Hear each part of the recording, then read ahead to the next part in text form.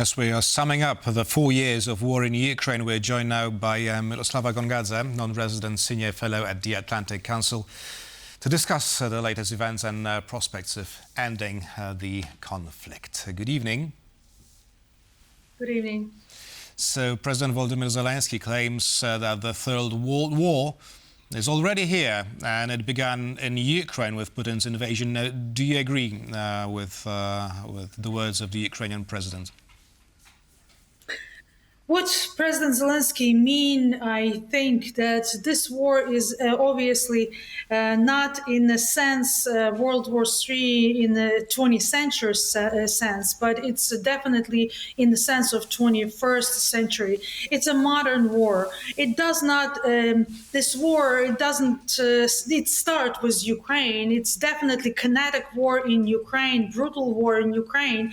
But the goal of this war is not just Ukrainian territory, is not just Ukrainian people. The goal of this territory is breaking unity of European Union. It's breaking unity of Euro-Atlantic Union. It's control over European continent, and that's what Putin games is. From that standpoint, it's definitely a third war, and it's a new modern war that involved many countries. It's not just Ukraine, Russia. It's Iranian drone flying over Ukrainian skies. It's North Korean soldiers are fighting on the front line of Russia-Ukrainian front line. So it's definitely a global war, and it's becoming global every minute we speak about it. Right, you mentioned the European unity. Now, a large drone attack on the Druzhba pipeline in Russia took place last night. Former disruptions in oil deliveries have resulted in Slovakia and Hungary blocking European aid for Ukraine. Now, is it smart for Ukraine to conduct such attacks? We have to understand that Russia's economy is based on oil revenue and energy revenue. So this deliberate attack on denying Russia to gain their leverage selling their energy is the very smart way to do it, because otherwise this war would never end if Russia will keep putting their money into this brutal war.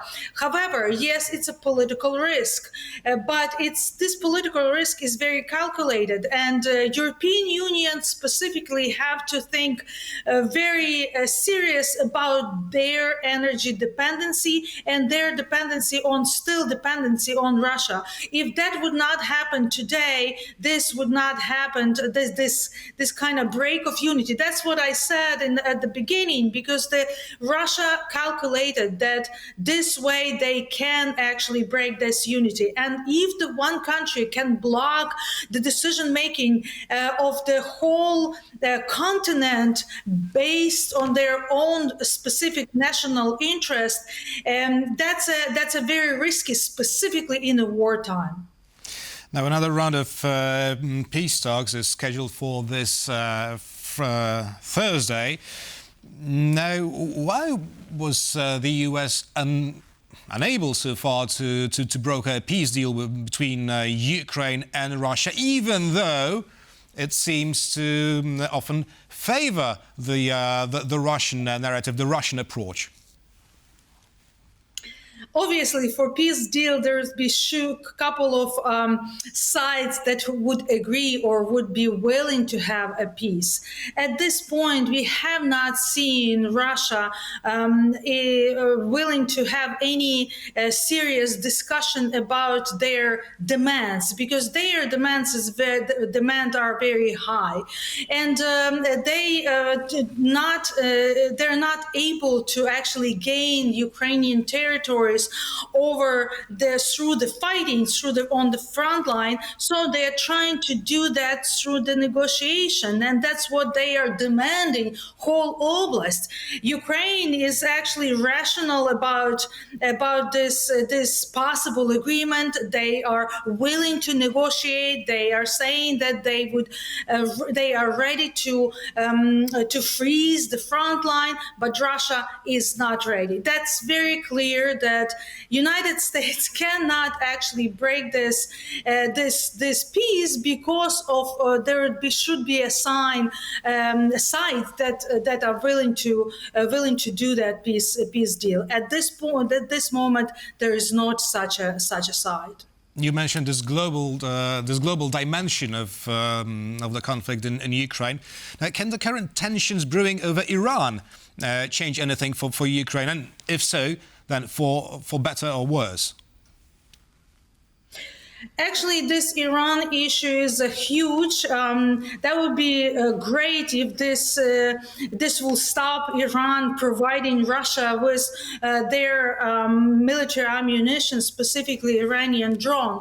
However, it's a very risky, and it can be a problem for Ukraine because it's not only taking attention from the Ukrainian-Russia conflict, but it's actually may rise the price of oil can rise, and that's the issue because as we talked, Russia is feeding their wars through energy prices, and whole economy of Russia is based on this energy production and energy and selling the energy. So this can be an issue for Ukraine. We saw that in the second anniversary or second year of the war when Palestine Israeli conflict started, and that's actually brought attention or took attention from Russia-Ukrainian front line as well. So this can be even more serious. And the very last question now, as you said, it's not easy to broker a peace deal between Ukraine and Russia. But if the war comes to an end, would it mean for Europe and the US going back to business as usual with Russia? Because it seems that American negotiators are advancing such an approach. That will be a colossal mistake because the only serious and sustainable peace can be done by just peace and by Russia paying all the damages that they implanted on Ukraine. So this has to be not only just peace, but it has to be security guarantees that can provide a sustainable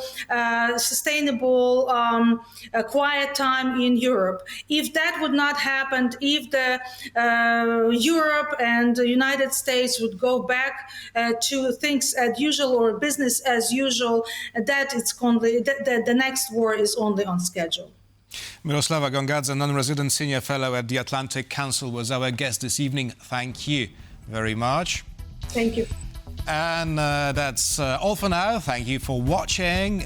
But don't go away, as a wider view with Maciej on the European perspective on the war in Ukraine is coming up next. So thank you again. Enjoy the show and see you soon back here on TVP World.